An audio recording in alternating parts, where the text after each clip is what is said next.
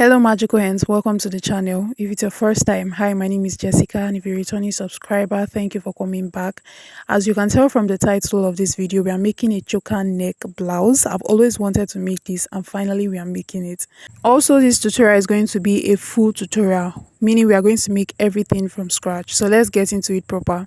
I marked 2 inches downwards from the top part of the pattern paper, which is going to serve as my starting point. So I'll just go ahead to redefine the lines again with my pencil.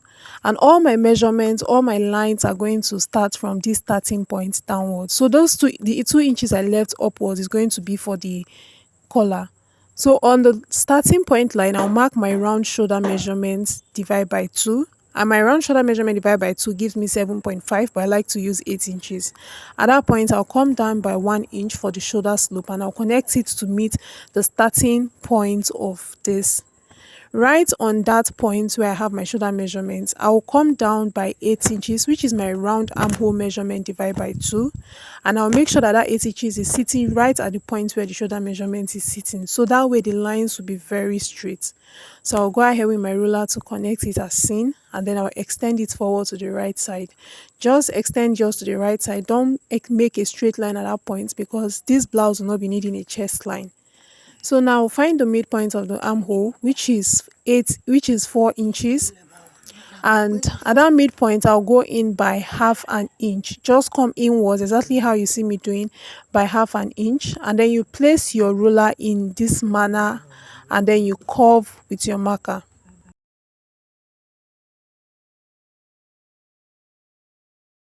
Next, I'll mark from the shoulder to my bust point, which I have 11 inches, and right on that point I'll draw a straight line on it. Next, I'll mark from my shoulder to my half length. I'm going to skip the under bust and move to the half length, because this blouse is supposed to be free. And then my half length is 18 inches, so I'll just mark the 18 inches and I'll make a straight line across that point.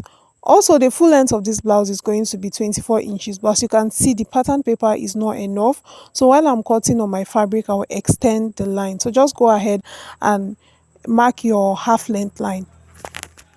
Next, to determine the width, which is the wideness of the neckline, I would regularly use 3 inches, but for this video we are going to use 4 inches because it is a choker neck blouse and we don't want this to be very tight.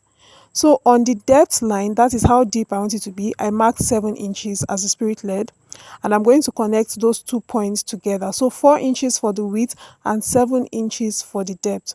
So I'll just use my marker to mark the neckline as seen, and then I'll just go ahead to deepen the shoulder line so that we are not confused. So next I will do is to start marking my round bodice measurements. On the bust point line, I marked my round bust measurement divided by 4, which is 39 divided by 4, which is like 9 point something thereabouts. And then on the half length, I marked my round waist measurement divided by 4, and I applied on it. So while I was marking this, I added 1/4 of an inch to this so that it can have ease, so that the blouse is not tight. So I'll just go ahead with my marker to connect these lines, and I'll connect it upwards to the armhole line.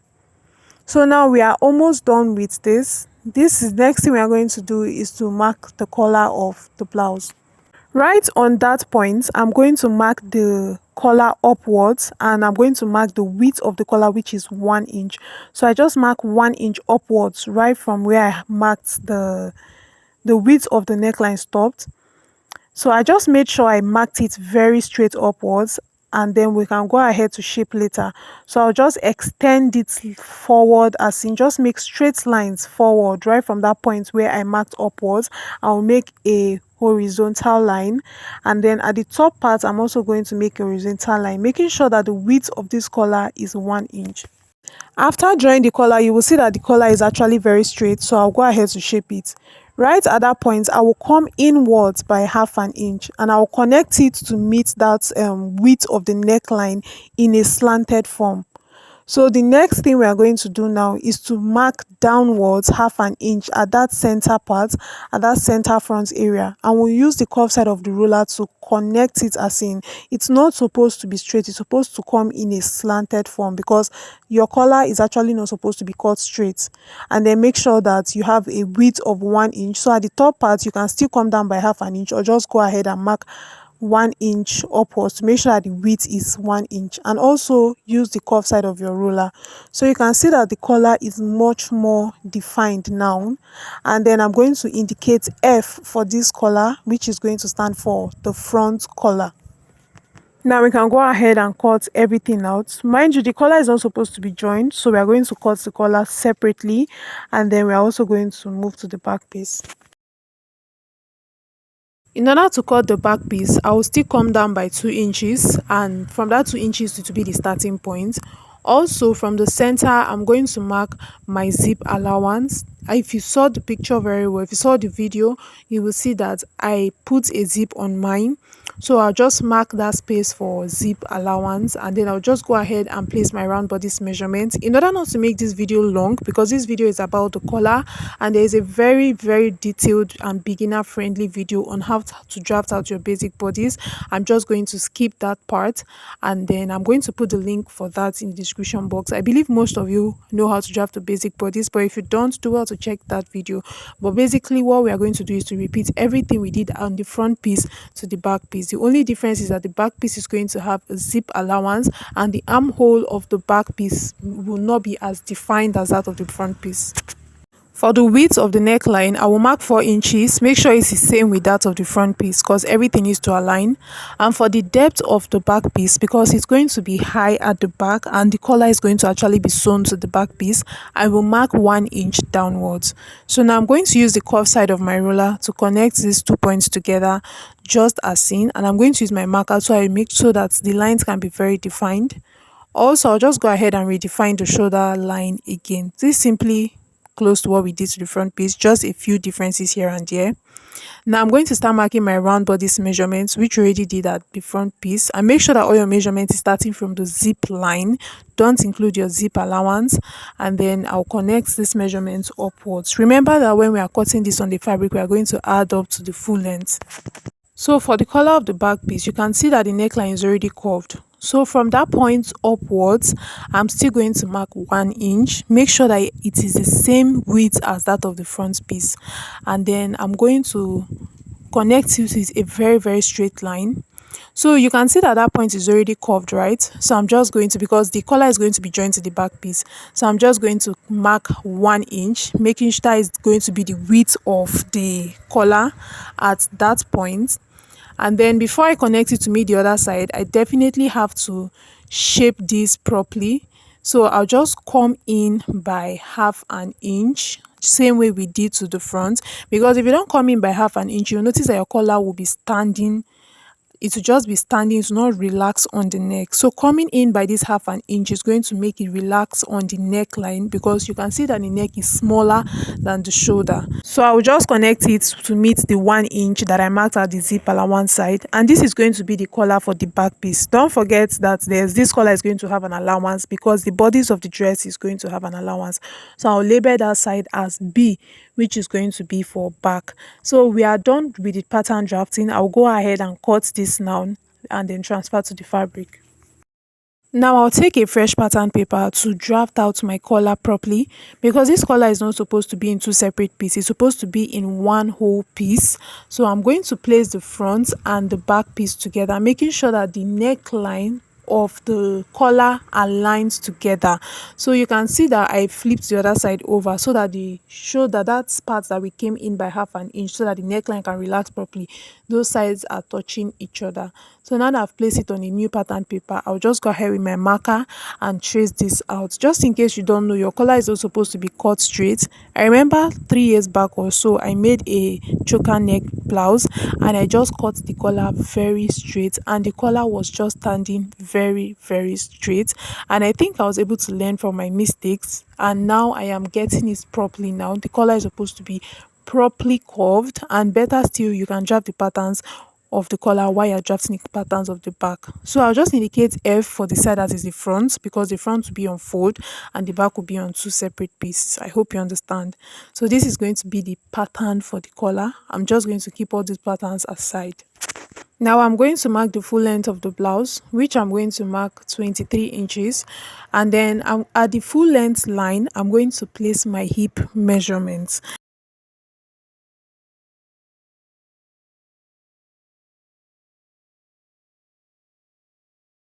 This part is totally optional. I'm just going to give this a little bit of shape at the lower part. And also while you're cutting this, make sure to add seam allowance because I didn't add seam allowance to the pattern. And we'll go ahead to cut the back piece.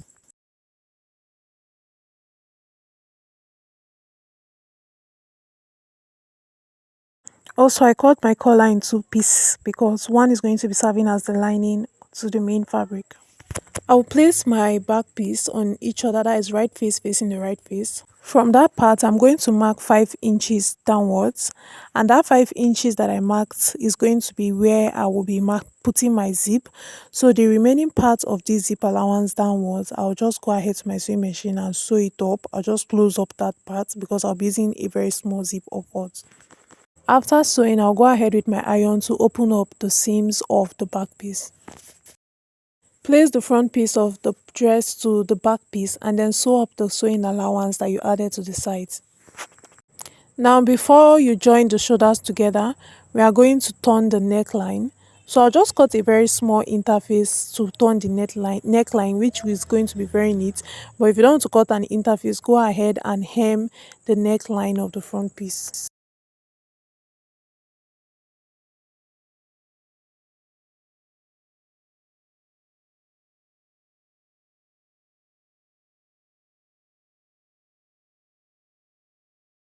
Place the interface on the main fabric, right face facing the right face, and then go ahead to sew up 1/2 inch.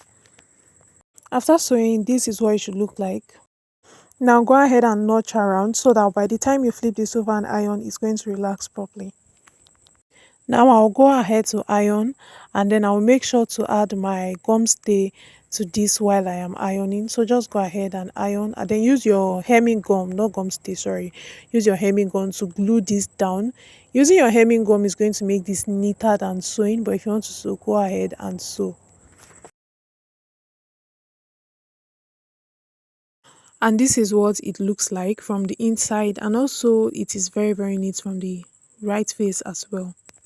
Now we can go ahead and join the shoulders together, and while you are joining the shoulders, make sure to join from the armhole side. So because we did not turn the neckline of the back piece, you will see that we have at least 1/2 inch left at that back piece area. That is what we are going to use to sew the collar. So make sure to join from the armhole side so that there is a bit of allowance or there's excess remaining at the neckline area, which is going to help us to join the collar. So I'll just take this to my sewing machine just as you see me arranging this, and then I'll sew up the shoulder just as I have said. After sewing, this is what I have. You will see that I have 1/2 inch left at the back neckline, which I already explained why and I already explained what it will serve for. So what I'm going to do now is to focus on the collar, which is going to bring us close to the end of the video. I'll place my collar on each other, that is right face facing the right face, and then I'm going to go ahead and sew as indicated. That is going to be the top side of the collar and the other side is going to be joined to the blouse. After sewing, I'm going to notch because it's a curve area, and also I'm going to go ahead to iron this. So in order to iron this, to make sure that this is very neat, because as you can see I did not use a paper stay for the collar, I'm going to open this up and I'm going to use my iron to open up the seams. So just take your time to open up the seams properly, and that way by the time you flip it over to the right face, everything is going to relax properly. So now I'm going to now iron everything now that it is folded. There are actually two ways to fix this collar, but I'm just going to show you guys this very method, which is because you can see that this video is already long stretched, and this video is actually for the purpose of this collar, but it's already becoming very long, so I'm just going to make this very brief. After I iron this, I'm going to fold it and trim out the parts that I am seeing that is bigger than the other parts. Now I'm going to bring out my patterns. So the part that is going to be for the front, we are going to use it to mark this. So as you can see, everything aligns properly with the pattern paper. So I'm going to take that short one, which is F, and I'm going to place as in. So I'm going to mark that part. That is the point where the collar of the front piece is supposed to stop. So I'll mark it on both face.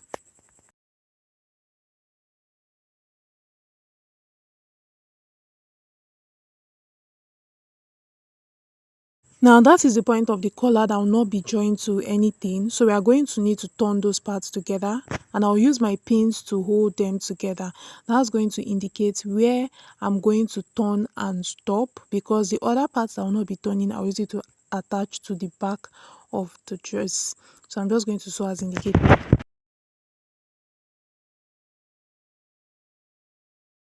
After turning this, I'm going to flip everything over to the right face, and now you're going to see what it's going to look like. This is very, very beautiful and very neat, and I will tell you this for free.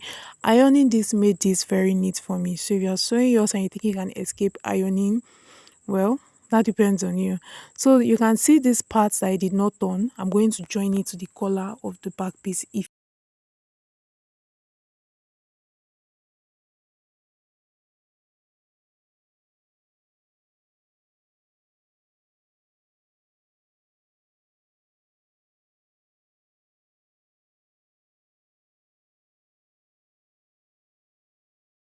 So right at this point, I have attached the collar and this looks so beautiful.